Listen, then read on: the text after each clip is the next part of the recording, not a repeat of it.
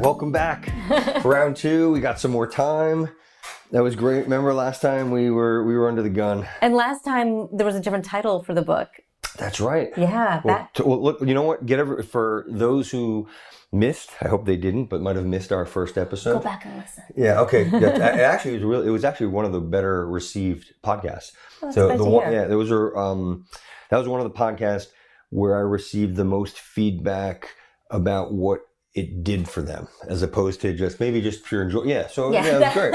That does my heart good. Yeah. No, it should. But tell everybody, if you could, about your first book, and then we'll kind of transition into your other book. Well, the first book was called The 11 Laws of Likeability, and the one that's coming out right about now is called The Connector's Advantage: 7 Mindsets to Grow Your Influence and Impact. And it's actually a follow-up to The 11 Laws of Likeability. And when we met last time, I was calling it the Connectors Club. And I love alliteration, so I was just really married to that name. And then somebody said it made it feel exclusive. And really, what I'm trying to communicate to people is that anyone and everyone is a connector and is already embodying some of the mindsets and some of the behaviors of connectors. And that with this book, anybody can infuse those mindsets and behaviors into their interactions and reap the rewards and reap the connector's advantage. Because that's what it is. There's an advantage to being relationship-based, which you know very well. Yeah, thanks. So tell me about the 7 different types that you identified.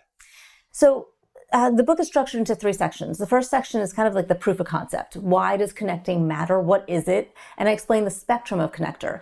It's not non-connectors, connector, super connector. There's actually 7 levels, and we can kind of go through what those levels are. And then the 7 mindsets. And let's see if I can get them in order. Connectors are open and accepting. They have a clear vision. They believe in abundance. They trust. They are social and curious. Connectors are conscientious, and they have a generous spirit. That's a great definition. And it really is, because I've been asked that, and I'm gonna have to watch this and practice, because I think that's an excellent way to describe them. What made you dig into this topic? I actually want to address the whole great way to describe them, because I did an interview recently, and they're like, conscientious, really?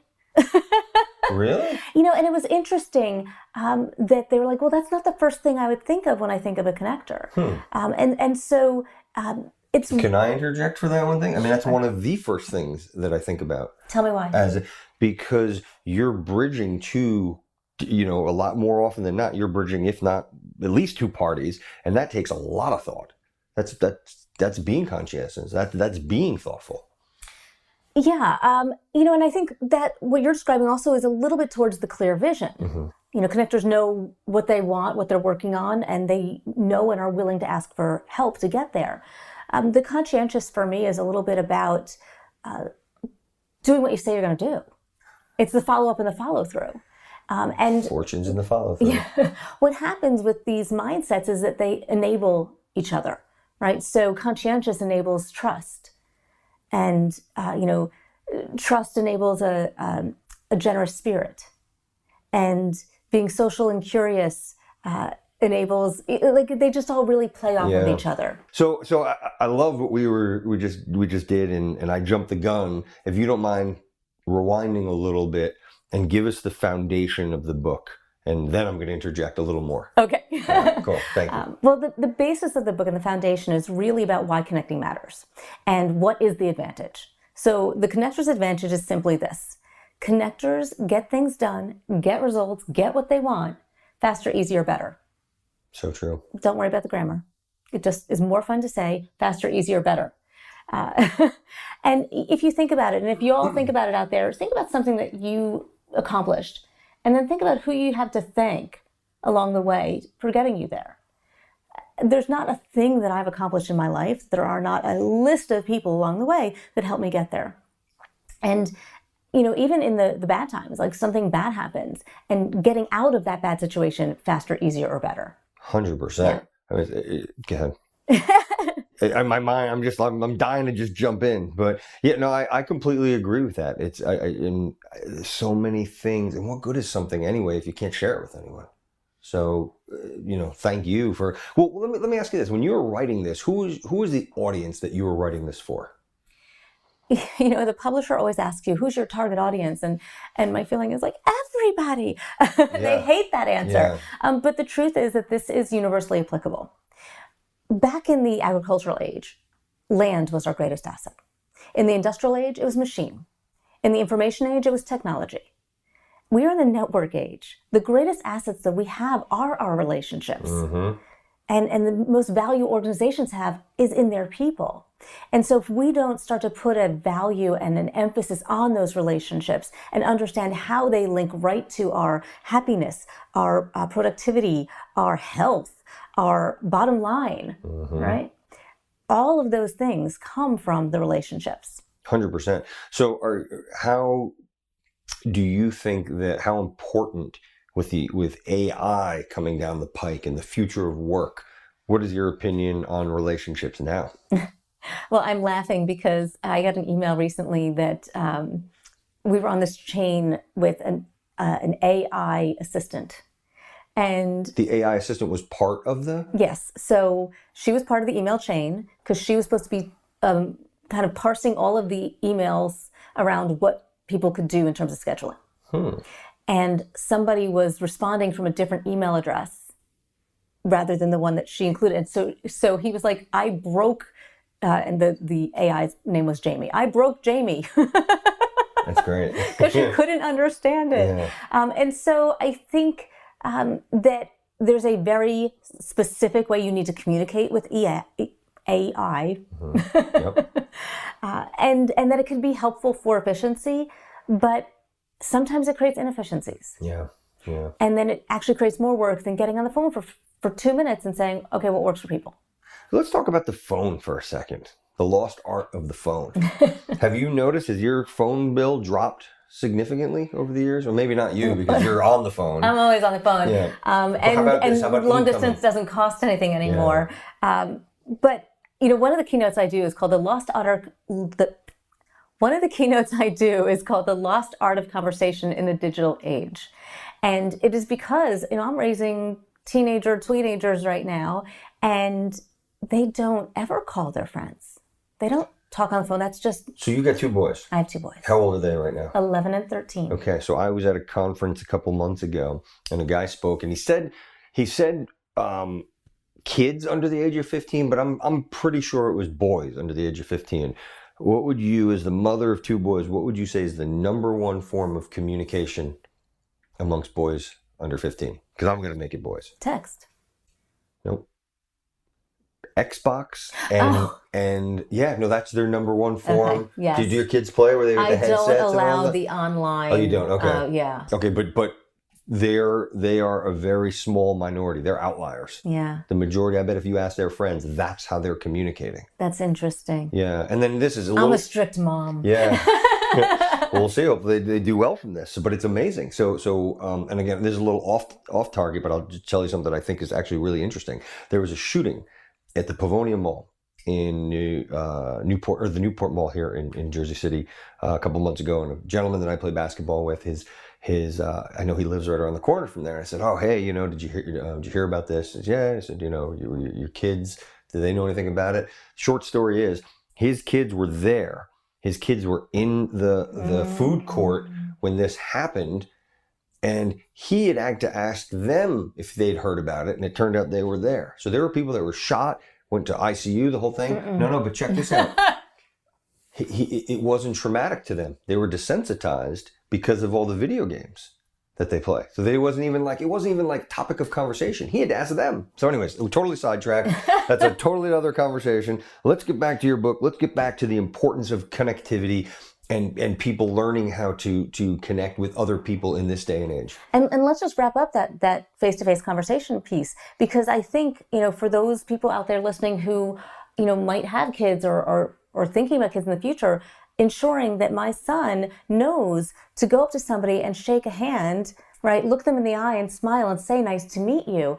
And that's something we've been practicing since they're 5 or 6 years old, so that they know certain etiquette, because it is just not part of their norm. So I had this same conversation with somebody, a pretty senior person in an HR department, and their rebuttal to me, and they had to kind of come to this other grips. They said, Adam, you need to adjust because this is the way that they are growing up. Ghosting. Are you familiar with that terminology? Like that's becoming a norm because of the which blows my mind. But what do you say to that argument? So here's what I would say. I actually have a whole chapter in the last section of the book. I talk about expanding and diversifying your connections and becoming an inclusive connector. And I spent a whole chapter on technology. I think it is a critical and valuable part of the connection portfolio, if you want to call it that. Sure. But I don't think we want to stay all in one, right? It's not realistic to always be here. Yeah. And it's not realistic to always be here. So the idea is that you want to diversify the way in which you connect as well as who you connect with. So I love technology. I'm a huge LinkedIn. Link into me. I love connecting on LinkedIn. That's my platform. I'll do a little bit on Facebook, and I'm now on Insta so I can check out my kids. But are you on their Finsta though? I don't think they have Finsta yet, but that's a really good question. Okay. So I think what we want to think about is not being afraid of the new, but not getting rid of the old. And to diversify. So I say, think about pushing up the proximity. All right, so here's what I mean by that. The most proximate form of communication is what we're doing right now, face-to-face. The second most proximate would be FaceTime, Skype, Zoom, video conferencing, because you still have the visual, right? And as you come down, you got phone, where you still have the sound of the voice. Then you've got text or instant messaging because of the immediacy of it. And the least most proximate is email. And I would say messaging on LinkedIn or direct messaging on Twitter, those are all kind of in that least proximate. So if you're used to doing that, step it up a little bit, right? If you are somebody who's texting all the time, make a phone call once in a while. Get out of that comfort zone. Yeah, just look for that other point of proximity to enhance and strengthen the relationship. And that's what we're talking about. Yeah. Why do you think most people don't network or connect with other people? That's a really interesting question. And when you say network or connect, I actually don't think of those two things as synonyms. Good. Good. All right, keep going. My brother-in-law walked into my office when I told him about the book, and he goes, "The connector's advantage." So what's the difference between networking and connecting? He asked that. He asked me that question. Okay, it's a good question. question. I attribute him with the last line of the book. Ooh. Because when I answered his question, I was like, "Oh, that's it." Yeah. And I said to him, networking is something that you do, right? I go out and I'm going to a networking event and I'm going to network. Connecting, a connector, that's someone you are. And so what I'm talking about here is embodying the mindset, the philosophy, the approach to people of a connector. Well, give me some mindsets. Talk to me. What are the different? Talk to me about the different types of mindsets and how someone gets into these mindsets. And I'll stop there because I got more questions. But So one of the things I try to do within the book is I create mindset missions. So it's not just the theory, but how do I start to bring this into my own way of thinking? So the first mindset is open and accepting. And for those who read the 11 Laws of Likability, it might sound like, well, that's the law of authenticity. Yes and no. Authenticity and being open and accepting, there is definitely some correlation there. But when I talk about being open and accepting, I am talking about not just being open and accepting of others, right? But open and accepting of yourself. And to increase that self-awareness and to accept your unique charms. Do you know what a unique charm is? No, explain. A unique charm is a quality about ourselves that is just core to who we are. It's just part of us. But it's also a quality that doesn't always work for us. Can sometimes maybe get us in trouble. But we don't want to change it, right? We're not trying to change ourselves. And so for me, one of my unique charms is that I can be just a little bit talkative, maybe just a little bit loud, just a little bit loud, and a little bit too much. And I'm never going to be the quiet girl, and I'm not trying to be the quiet girl. I'm okay being, out there. But it doesn't mean I can't flex or adapt and understand that I need to pick up on the cues of somebody else to recognize when it's not working for me and it needs a little toning. Yeah. Did you've got to be familiar with Adam Grant, right? Yes. So he was on a good podcast. I forgot which one it was. I can get that for you, where he talked about self-awareness and how important it was and how you might think, what you might think are things about you someone else would. Most people aren't as perceptive or in tune with or self-aware with who they really are. And it was really interesting what he did to learn about himself, and now what he teaches other people how to do. So I'm a big fan of the self-awareness and incorporating that. So okay, so that's one. Well, one of the things I talk about is the Johari window. Oh, I don't know that. Okay, so the Johari window is a model way back when, where it talks about what you know about yourself and what you don't know about yourself. If you think about it as a grid, and then what other people know about you, what other people don't know about you. So if you kind of match up the XY axis, if you want to think of it that way, what I know about myself and what everyone else knows about me is where I'm open. Where I'm out there, I'm open. And this is the quadrant you want to expand. This is the quadrant of self-awareness, of self-acceptance, of self-disclosure, right? Yeah. You're out there. If it's something that you know about yourself, but the rest of the world does not know about you, so we're actually down here, this is your hidden. This is kind of where you're being protective, where you're not willing to share of yourself. And if you want to decrease your hidden quadrant, you do that through self-disclosure. You do that through sharing. You do that through trust. You do that through opening up. The quadrant where people know something about you that you don't know about yourself, that's your blind spot. And the blind spot, and Adam Grant probably spoke about this, this is where feedback comes in. Yeah. This is where asking for input. And there's an activity that I did in my first book called Your 3 Words, which I still give away. We'll put all the links up later to get that exercise. But understanding how people do perceive you and why do they perceive you that way, so that you can bridge that gap between how you see yourself, how you want to be seen by others, and how they actually see you, right? So your blind quadrant we want to minimize as well. Yes. And then if you don't know and they don't know, that's just the unknown. Yeah. And so that comes through exploration. Johari window. Johari. Johari window. And it's in the book. Okay, cool. I'm looking forward to that. All right, so keep going. Let's hear about more of these. So the second one we talk about is having a clear vision. And, again, this is one that sometimes people have challenged me on of, why do you have to have a clear vision to be a connector? Can you specify when you say clear vision of what? Of the relationship that you're going to... Clear vision of what you are working on. Oh, could be anything. Right. So I have a clear vision of my goals, my future, what I'm working on, what's important to me. Okay. So it's not necessarily a clear vision of how this relationship is. Gotcha. Right? Okay. It's a clear vision of here is where my head is. Like here, my clear vision is, Yep. Right, flying off the shelves. Yes. Good. I know what I'm working on is the launch of this book and getting this key message out there to help everyone, right, shift to a relationship-based mindset, a relationship-driven business approach, to prioritize relationships at work and home, everywhere, right? So that's very clearly my vision. And this is your vessel to get this out. This is one of the vessels, yes. Right? I talk, I train, we do a lot of things. But I know right now what I'm working on. So having a clear vision is part of it. But the other part of it is knowing how to ask for help. So it's knowing what you want and knowing how to ask for it, because a connector makes things happen faster, easier, and often with a better result. If you are not out there communicating and sharing what it is you're working on, you don't give anyone else the chance to be helpful to you. Selfish. It can be, a weird way, right? Yeah. Mm-hmm. It's absolutely, if it's all about, what can I do for you? And no one's saying, well, you know what? I want to get back to you. I'd like to feel valuable to you because that would make me feel good. Yeah, that was something. That was an interesting epiphany that I had where a close friend actually 2 close friends that got very upset with me because I wasn't giving. They said, well, what can we do for you? I'm like, nothing. You don't even think about that. And they said, well, we're done.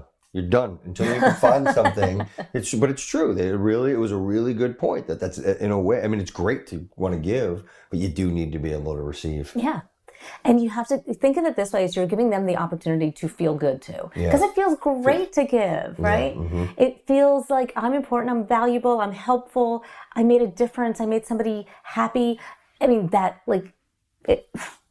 it's not altruism. It feels real good to do those things. Mm-hmm. So why don't more people do it? There is a fear of rejection. There is a lack of awareness around what they think might be helpful. or maybe they don't think they have anything to offer. There's a lot of things that hold us back. And actually, one of the things I do ask about in audiences is why don't you follow up? Now, it's a little bit different than giving.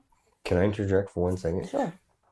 What do you think the percentage is of people that meet at events and don't follow up? Do you have the real statistic? Yes. Oh, Yes. cool. Yeah. The people that meet and don't follow up? Correct. I actually think when I read the number, I think it's actually higher.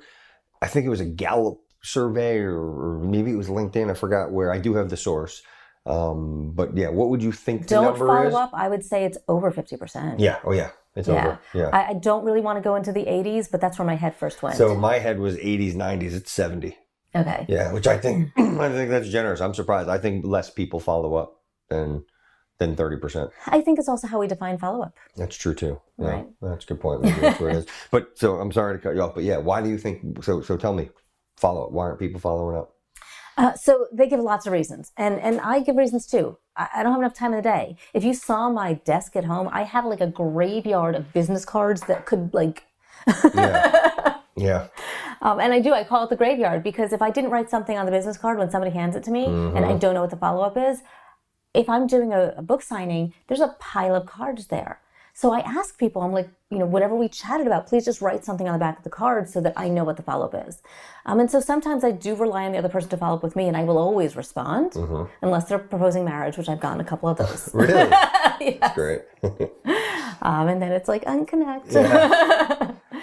But, if they are legitimately trying to connect with me, they will get a response from me. Yeah. So what are people saying? What is the reason? So you've got Okay. So they don't have enough time. They lost the business card. They don't have a reason to reach out. They don't think the other person's interested. I don't see any potential in the relationship. I don't want to bother them. I don't want to seem pushy. They'll think I'm selling them something. They'll think I want something. Yeah. It runs the gamut. It runs the gamut. I'm afraid of rejection. How much of that do you accept? All of it. Okay. I accept all of the fear around. Oh, the fear. Okay. Yeah, I accept that those are realistic and reasonable things to feel. I also think that there's very easy ways to minimize those excuses. I don't think those excuses ever go away. You're not going to create more time in your life, right? And sometimes you know what? I didn't feel that one. That's okay. I actually tell people you don't have to follow up with everybody. I give you permission. Because if you feel like you have to do it with everything, then you have this big pile of cards and you're like, right? So let me ask you this. Wait, let me finish this thought. Okay. Because if I'm pushing away all these cards, I'm not following with anybody. But if I say instead, let me go through this pile of cards and pick the 5 I really want to follow up with, you're more likely to do it. Okay. What about, how I'm defining follow up. Well, I'm first not going to get someone's card if I don't plan on following up. You're in a different situation if you're doing a book signing. People are just throwing their cards But sometimes you do because you don't want to insult somebody. Yeah. Even if you didn't ask for the cards. I've had people just hand me cards and I say, And you'll thank you. take- yeah, of course. okay. I'm not going to not take it. I think we need to stay open to the possibility and stay open to the connection. And sometimes you might not recognize in a short moment, at first conversation, the potential. And so there's been many times where I didn't know what we'd talk about, but if somebody wanted to connect, I would get on a phone or I would have an email exchange or I'd connect them on LinkedIn and we'd do a little bit of a back and forth, and sometimes it dies and sometimes it grows. But that's the idea of staying open, right? Back on the first mindset, open to the possibility that this connection could be more than I think it is at first moment. Okay, gotcha. Next mindset. Okay, so we kind of talked about open and accepting. We talked a little bit about having a clear vision, knowing what you want, knowing how to ask for it. I'm not going to go into all the different ways that we can make an ask, but I do talk about ways to make asking easier because that's really hard. How about you give us one? My favorite is the opt-out. Okay. The opt-out ask basically gives you the reason to say no to me. And it makes it as easy for you to say no as it is to say yes. And that's important because nobody feels good about saying no. So if I have to say no to you, I'm like, I don't want to go near him. I feel bad, right? And now I'm avoiding you. Yeah. And now I'm putting the relationship at risk. But if you make it completely okay that I said no, then it's like, oh, thanks, and we can still hang, and I might get a yes from you down the road. Yes. So the opt-out ask is giving them the excuse. If you have the time, if your company allows it, you give them the reason to say no. That's great. And they do appreciate that. There's no question about that. Yeah. Okay. We're going to get through all of them? Yeah, we're going to try. Yeah, let's do it. Abundance. This is the one that people really are connecting with. And it's They probably, are or not? They are. They are. Okay, good. Probably because it's one of the hardest ones out there. Coming from a place of abundance is not easy, and especially for somebody like me who did not grow up with abundance in any way, shape, or form. Financial security was not something I grew up with. I don't feel like I was ever, I was never hungry. But there were times where I wasn't sure if I was going to have a house to live in. So how do you switch that? That's a tough place to switch. It's a tough place.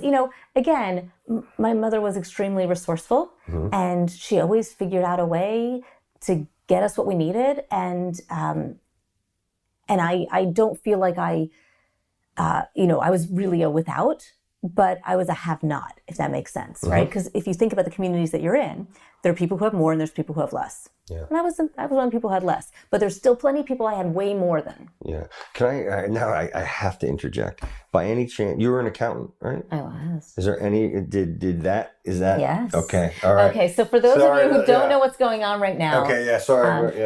And I talk about this a lot. We make decisions about our future, our careers, based on sometimes an anecdote for our past. We make decisions from that place of scarcity, right? And that's kind of what we're talking about. And I wanted financial security because it was something I never had. And I went into accounting.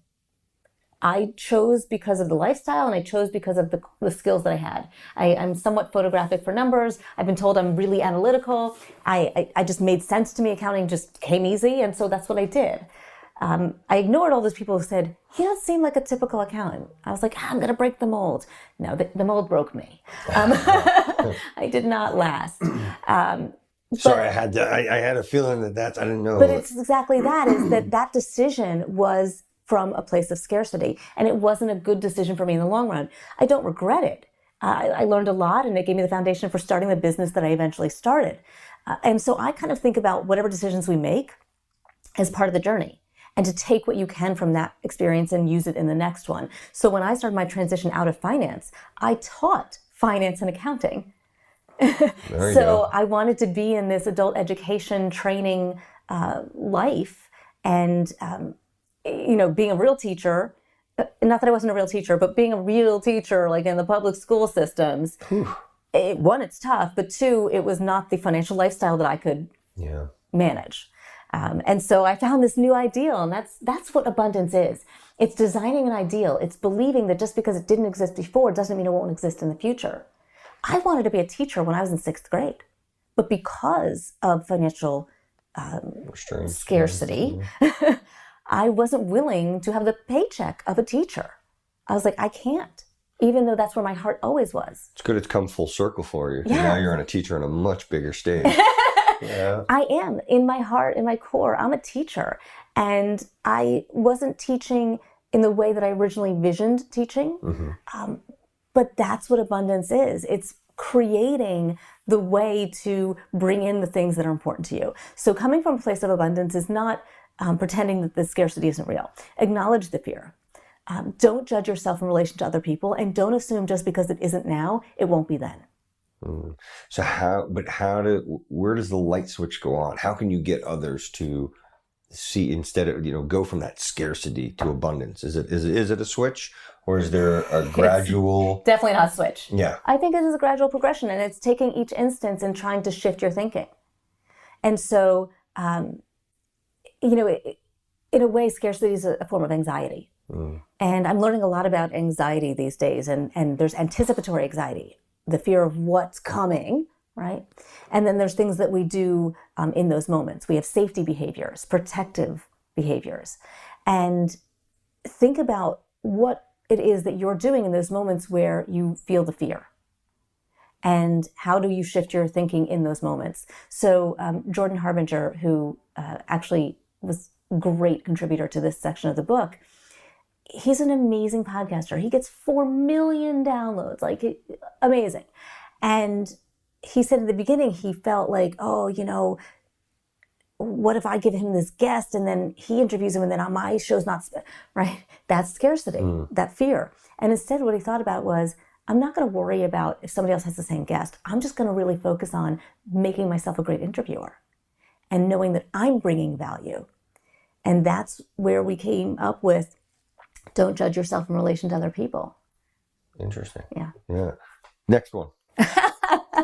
Well, let me ask you this. I'm going to get to that because I know that it's one of the steps. So keep going. All right. So we talked about abundance. The next one is trust. And trust, abundance enables a lot. Abundance enables trust, right? I always say, don't think of anybody as a competitor, right? We could have been like, well, you're NetWorkWise and I'm relationship networking, No. Yeah, not at all. And instead we think of it as, a potential collaboration partner. 100%. What can we do together? We're of the same mindset. Yay! And that's coming from a place of abundance and enabling us to trust in sharing information and in doing things together. They also enable the generous spirit. Everything enables that generous spirit. So when we think about trust, I talk about the 4 pillars of trust, and I'm not going to go deep into all of them. High level for those who aren't familiar. High level, a few points that I want to make on trust. 1, trust yourself. 2, you have to give trust to receive trust. Mm-hmm. And then 3, think about the 4 pillars of trust: authenticity, vulnerability, transparency, and consistency. Consistency is the tough one. Consistency. Mm-hmm. Because really, if you do something once and you don't do it the second time, that actually can erode trust. Mm-hmm. Consistency is probably the easiest way to erode trust. 100%. Completely agree. All right. So once we have trust, I kind of say trust and conscientious go hand in hand, but if I'm going actually in order of the book, the next thing we talk about is being social and curious. Mm. And I'm always really careful to say social does not mean social butterfly. It does not mean life at the party. This is social. We're having a conversation. That's all it is. Think of social and curious as hand in hand, because that curiosity enables you to be inquisitive with somebody and to socialize with them and to learn about them. And that's all I'm talking about. Mm. Talk to me about introverts. So there's a section in the book called The Introvert's Edge. Now, in the 11 Laws of Likability, I had a section called Good News for the Introverts. And I always take a little bit of an angle there because I think introverts don't give themselves enough credit. And Matthew Pollard has a podcast called The Introvert's Edge. And so the section of the book I actually titled after his podcast, and he contributed to the section.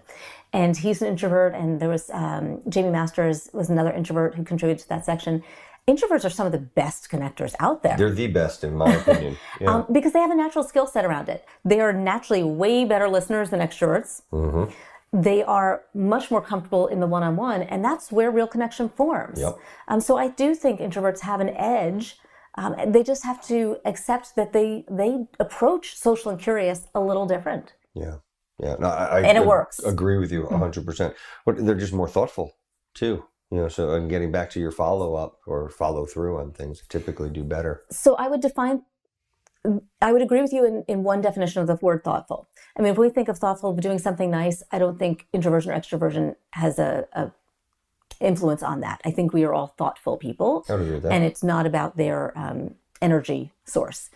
But when it comes to being thoughtful in how they think and how they communicate and what they say, absolutely. Introverts tend to think before they speak. Mm-hmm. They process the information, they take it in, and they are thoughtful with what they say. And I would agree with that completely. Yeah. Next one. You're just going to keep saying next one. You're so much. I'm trying to fit it in. Yeah. I can keep, I'd like to get them out, and then maybe we can go back to each one and how they interact. And I'd like to know about how can people get better at each one of these 7, what do you call them? Laws? Mindsets. I'm sorry. Yeah. So we did. And actually, let me ask you this. Mm-hmm. Do you have to be in a certain mindset to get into these mindsets?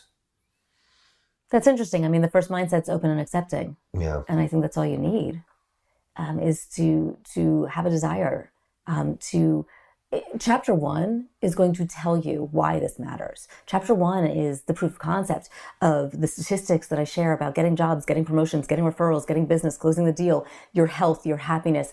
All of it is in there to say, oh, well, if I find that little thing in there, well, that's what I'm working on, or that's what I want. This is going to help me get there. Let me have an open mind to this. So is that the quantum leap mindset, that first one? Meaning, like, I always say that, again, because I'm with you on mindset. the quantum leap being the hardest, but it's just like a rocket ship, it's 70 to 80% of the fuel is used on that. On the launch. On the launch. I never really thought of it that way. Yeah. I think they're nonlinear. I think that they play off of each other. I think that you might tap more into one than another depending on the situation. Right? I might feel a little more closed off in certain situations, but doesn't mean I'm closed. Right? So you just have to have a little bit of open.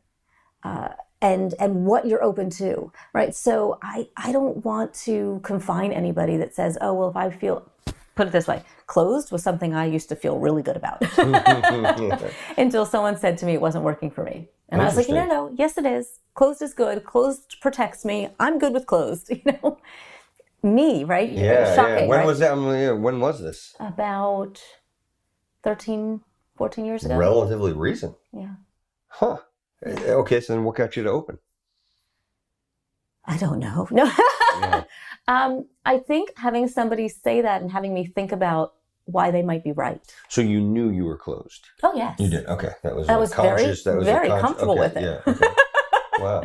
And not closed-minded, Yeah. but protective. I was a little closed off. I wasn't self-disclosing. Mm-hmm. I was very close to the vest. Those types of ways of being closed. How did that serve you? It felt safe. Gotcha. Right. And what, by being more open, what has that done for you now? It brought me joy. I mean, you said that, and I honestly have never been asked that question. And in the moment that you asked the question, I felt... That's great. Yeah, your body language. I just was I can't wait to see this because your body language did the same thing. Yeah, I just felt that. I felt that release. I felt that exhale. I felt that weight lifted. I felt that restriction gone because I was holding myself so tight that I could relax. And by relaxing, what has that done for you? The domino. Yeah. Yeah. So much. I mean, I can't believe all I have now. From where I've come from, I can't believe the gratitude I feel for what I have accomplished, what I have been able to offer others, the world, my family. Yeah. I'm beyond. This book, the things that you're talking about, sounds so powerful. What are you hoping that people get from this? What would you recommend if someone, I mean, it definitely applies to everybody, but what would you hope someone does after reading the book and they put it down? What would you? I want them to pick it back up. Okay. Well, no, this sounds like a book that isn't just a once and done. I was on an interview yesterday and somebody asked me it was about elegance and what book helps me stay in an elegant mindset or a place of elegance. And I defined elegance for them because, it was a title in the podcast. And I said that I'm like, would it sound wrong to say my own books? Because the truth is, I wrote these books as much for myself as for all of you. I use them as my cornerstone. I use them as my grounding. And so in those moments when maybe I'm not feeling good about how I responded to something or something's not working for me, I kind of say, well, where did I fall off my own path? And so I want somebody to have this as their touchstone, right? Their guidepost of, if this is kind of how I want to present myself to the world, how I want to interact with people, then it's kind of like, touching the crystal, like get my energy from it and go. I want it to give people energy. I want it to give people ideas. I want it to find the niche within that person's goals to support those goals, right? So it's going to be very different in execution for each person, which one they relate to and which one they struggle with. And for me, on a day-to-day basis, it might be like, that abundance thing. That one's still really tough for me. And I really have to focus on continuously shifting from a place of scarcity to a mindset of abundance. Interesting. So, Yeah. so what do you do? How do you do that? Because I think that's a lot of people. I think there's a significant amount of people struggle with that. Well, the first thing is I acknowledge it. The first thing, and I talk about this in the book, acknowledge the fear. I say, okay, here's why I'm feeling that way. And here's why it's reasonable. And here's why I'm not, I don't beat myself up over it. I'm like, okay, give yourself a minute, wallow, self-pity, do all those things if you really need to. And then say, okay, well, if it wasn't scarce, how would I look at it? what's the possibility? What would I like it to look like? How could I make that happen? What's one step I could take? Tell me, what about the people that say, oh man, I've been burned by being open? Yeah, I have. Who hasn't? Yeah. And this was hard for me. And I, so kind of going to that open mindset, where, as I've shared, like closed was comfortable. And sometimes I think, maybe I'm being a little naive or gullible or too giving. I don't believe any of that. I know that I have moments where I've had those thoughts like, am I being smart here? But I would rather live my life like this. Agreed. There you go. And know from yourself. And what I say to people a lot is you can't control anybody else. You can only control what you put out there and how you respond to what is out there. And I say this to my sons. Sometimes when things aren't going well, I'm like, do you feel good about how you acted in this situation? I said, then there's nothing more you can do. And so my goal is I can feel good about how I handled something, even if it didn't go so well. Yeah. How is this book seems like a true passion product. Not to take anything from your other books, but you seem really just fired up about this. How long did this take? And tell me about the collaboration. How much of it is 100% you? I mean, it's your book, but how much collaboration went into this with other people? You talked about a few already. Yeah, well, I'm glad you feel my passion because the 11 Laws of Likeability. I don't think it's possible to not. So there's nothing on me here. And the Connector's Advantage are everything I think, believe, teach, do, and want to encourage in others. And I've written a couple other books and I hope they're helpful to people. But they're good. They're good. Yeah. But these are them. And I actually had the idea for this book before my third book came out. And the third book was called Nail the Interview, Land the Job. And it was because I did a book for veterans. It's called Heroes Get Hired. It's free for veterans to help them get back into the civilian workplace. And all my kind of mommy friends and my friends who had kids who were graduating, they were like, well, where's our book? Where's a book for my kid? So it was almost my reward to get to write this book if I could get the third book out to the market. Reward. It's so interesting to hear an author say writing another book is a reward. Because this is the one I really wanted to write. Yeah. So I actually looked up recently. I probably had this idea back could have been 2014. But the idea was that I was having lunch with somebody who started a group on LinkedIn called the Connectors Club. And I loved the phrase. And the fact that in a way, and the reason we switched the title from the Connectors Club to the Connectors Advantage was that we didn't want that exclusive feel. But in a way, when you are a connector, you are in a club. Yeah. Right? You know so-and-so, and you know so-and-so. And that's kind of how this book came about. I was talking to one of my mentors and I was telling him about the book and he's like, oh, you should have a millennial perspective. How do millennials connect? And I was like, well, I love that idea. And he connected me to a millennial who, Barry Merrick, who started Ivy.com to create a connection post-college that gives you that same feeling in college. And then I was thinking, I connected to this other person and I was like, oh, they've got a really interesting perspective. And so when you say how much is me and how much is other people, I have close to 30 experts Kidding me. in the book that contributed their expertise. So Dory Clark from Standout Networking, she takes an angle in the abundance chapter about how we use our time because time is not in abundance. Jordan's in the book, I mentioned him. Susan Rowan, who wrote How to Work a Room. John Corcoran with How to Connect with Influencers. I like John. Yeah. Jared Kleinart, who is a millennial. He's actually Inc.'s most connected millennial. He wrote 2 Billion Under 20 and 3 Billion Under 30. And so he contributed to a section on how millennials connect. And so it rolled. And this book, in a way, is exactly what I'm teaching. Is what happened with the book. That's awesome. I was writing by myself, and all of a sudden, and they're like, "Oh, you should connect to this person. Oh, you should connect to the person. Oh, Robbie's got to be in this book."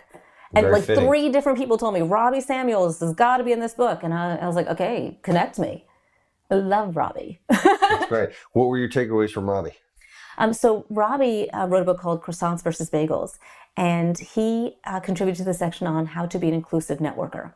And so this was a section of the book where I had a Black female executive in IT, right? If that is not a minority, I don't know what is. Okay. And Robbie, who is a transgender man, and myself, who was a woman in finance, kind of talked about some of the things that we see happening and what we can do. And so, he has been quite an inspiration in that section, where he talked about calling out the similarities instead of focusing on your differences. Interesting. And Viola, who was the head of ITSMF, and she always says, "It's my family," is how I remember the acronym. But it's the IT Senior Management Forum. And she would talk about, as a Black woman executive, going on these conferences with her husband being the significant other. And the significant other events were like spa, nails. Like, I'll take that spa, to be honest. But it was very correct. short-sighted Yes. and limiting in thinking about not just who's in the room, but who's not in the room. And it was just a really fascinating perspective. Yeah, it's an interesting dynamic. Wow. All right, next mindset. I don't even know what we were on anymore. We haven't talked about conscientious. No, not in depth. Okay. No. So the reason I think conscientious is important is because, as I said, connectors do what they say they're going to do. They follow up and they follow through. And so one of the things I talk about is setting boundaries, right? And boundaries around like the ask? Boundaries around what you're willing to say yes to. Gotcha. Because connectors, when they say yes, they do it. And then they can tend to do so much to the detriment of themselves and their family. Correct. That is a great point. Yeah. And my husband took a little, 3x5 sticky note, purple, and wrote NO and stuck it on my monitor. And it lived there until the sticky fell off about a year. It lived there a year. And I didn't move it because for me, seeing it coming in his handwriting gave me permission to say no. It is hard to say no. And what I talk about in this chapter is how to say no and how to say yes so that you can be conscientious. And when you're conscientious, you build trust. So give everyone a no tip. So most of the time you can actually say a yes if, or a yes and, or yes after, or a yes when, right? And it's a qualified yes. There are some times that you are flat out saying no, but is a really great no. No, but I could do that. No, but so-and-so might be interested. No, but I would love to blah, blah, blah. Yeah. So the no, but can be an easier way to say no. Yeah. And what's the mindset that's going into that no? And this is something that I believe in. When you say no to something, you say yes to something else. Yes. Mic drop. Yeah, that's good. That's true. Okay. Wow. Tweetable moment. Yeah. That's funny. What do you think is one of the hardest mindsets? You think it's the scarcity mindset, or for yourself, through all these different mindsets that you covered, was there one in particular that you found most challenging, or that you'll be most reflecting on? I think the challenge is each individual person's challenge. Yeah. So for me, abundance is probably one of the ones that I really have to keep reconnecting to. Yeah. But for everybody, it's going to be a little bit different. And then are you recommending that everybody that reads this just be familiar with the different mindsets, or they should just work on one or two themselves? How are they going to get the most out of this? I believe that you don't choose more than 3 things at any given time if you don't want your brain to explode. Yeah. So it's everyone's individual preference. I don't like to mandate how somebody needs to do something. Read the book. It's easy. There's stories, right? If there's an activity that resonates for you, do it. Do it again. Do it again, right? Well, what are some activities? You know what? That I'll let them find, because that doesn't resonate as well here. Good call. But you got to put pen to paper for some of these. But there's little activities and mindset missions, or what I call them, to start to infuse and to start this thinking. So that can start you on that path for that one. But if that one's like, I got this one, then move on. There's no one way to read this book or to incorporate these philosophies. But the idea is that it's a reference. It's the touchstone. Feel the energy from the crystal. Good stuff. What kinds of people do you think need this I mean, everybody needs this, but who's going to have the hardest time with this? Is it an industry? Is it a type of person? Is it who are the people that you think are going to have the biggest challenge? I don't want to pigeonhole. Yeah. Okay. Yeah. I think we all have challenges. Yeah. Right. I don't think people would look at me and be like, oh, that's hard for her. I get drained just like anybody else. Mm-hmm. There are times that I'm just like, I don't want to go in there. Yeah. And I have to find that energy from within. And one of the things I'll say to people is, if you can't find productive energy, and this is actually out of the 11 laws of likability, chapter 4 there is the law of energy. And if you don't have productive energy in a situation, I might just give you permission to go home. If that energy is not going to serve you, it's not going to be worth pushing yourself. I believe in pushing yourself. I believe in stretching yourself. But I also believe in giving yourself a break. Yeah. And, you've got to be good to yourself as well. Yeah. What's something that doesn't matter who you are, what your personality is, that you could do to become a better relationship builder, connector, or whatever it is that you want to call them? Just stay curious. Curiosity. Curiosity. When you don't know where to start by being curious. Mm. Ask a question that you actually have interest in and let the conversation flow. Mm. Any examples? What about this is a question that people have all the time going to an event. What advice would you have for somebody that's going to an event? It depends on... Let's just go a common network, let's call it a networking event in the industry that you're in. You're an accountant. No, I'm not anymore. Right. I actually am still a CPA. You keep your once you are certified, I'm not an active CPA. Gotcha. Okay. My mom calls that a certified pain in the assets, accounting humor. Yeah. What I would say is, if you're going to one of these events, think in your head about what a successful event is for you. Mm. It is not necessarily a number of business cards. I mean, like, if that's the goal you want, fine, then that's your goal. For me, it's one. Any event is one. I do this conference for Ernst & Young every year, and they know that every year I'm going to make one strong connection that I'm going to build a relationship with throughout the rest of the year. And so it's been like 4 years, and Sandy's like, I'm yours this year. And Gretchen's like, I was your first. It's funny. It's true. And so for me, at one of those things, it's one relationship that I really want to grow, build, and develop. And if I get more than one, great. But I'm feeling really good if there's one. That's great. Do you have a set go-to conversation starter? No. Okay. What about an ender? No. But one of the things I do in a keynote is really fun. I just did this in Washington State. I had a group of technology people, and I broke up half the room, and I said, I want you guys to think of conversation starters, and I want you guys to think of conversation closers. Which do you think was harder? The closer. Yep. Yeah. The best starter that they had, this is a tech group, mind you, Android or iPhone. That's very Isn't that fitting. a great conversation starter? Yeah, of course. I loved it. Yeah. And so they got really fun and creative with it. And so you don't want to go to. You'll be bored of it.